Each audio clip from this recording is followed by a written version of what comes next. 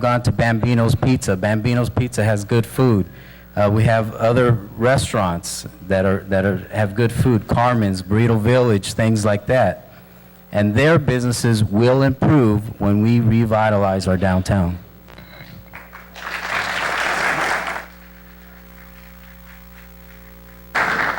Thank you, Mr. Alveraz. Mr. Carrillo, what do you consider the key issues impacting local business? Thank you, Mr. Cruz. Mr. Alveraz mentioned downtown. He's absolutely right. And I'm very proud to announce, and no new announcement, but rather reiterate the fact that we are breaking ground this summer on 40,000 square feet of new commercial retail space, including a residential component, which will help to facilitate those businesses in that downtown.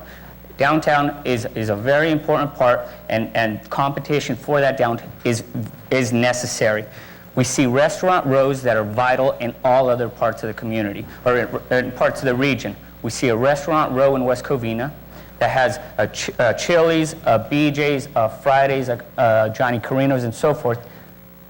They help each other. We need to focus on developments that will complement each other, attracting those businesses so that they feed off of each other. The downtown, that new corner on Block 36, which is also Foothill and Azusa Avenue, with the Wimpy's Pawn site, former Wimpy's Pawn Shop site, is going to be new commercial retail. It will help facilitate the growth and economic viability of the downtown, including the Il Forno, including the new Starbucks, including the Bambinos.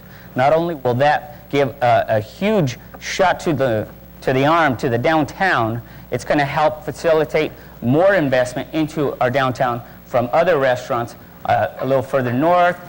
People will realize Azusa is a great place, and they will want to invest more heavily into our Foothill Shopping Center, into our Western Corridor, and we will start attracting those new businesses and shops that we've been aching for so long. Thank you.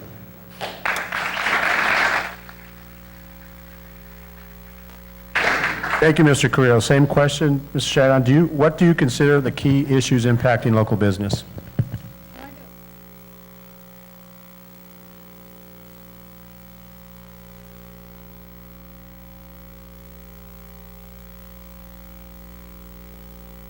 Can you hear me?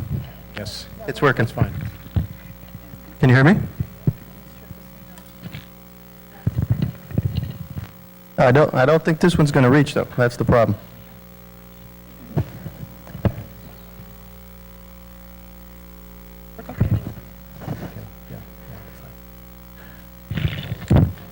I guess I could lean like this.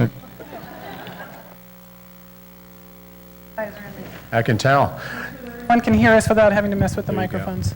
Does that work okay for you? Mr. Macias, just, did you want to move over one and we'll just kind of... Are you sure? Okay. That's okay. So Chagnon, what do you consider the key issues impacting local business? Thank you. I think there's several issues that are facing our business community. The biggest one, and the one that we've been working on the hardest, and the one that we've known about for many, many years, because it affects all of us regionally, is called leakage.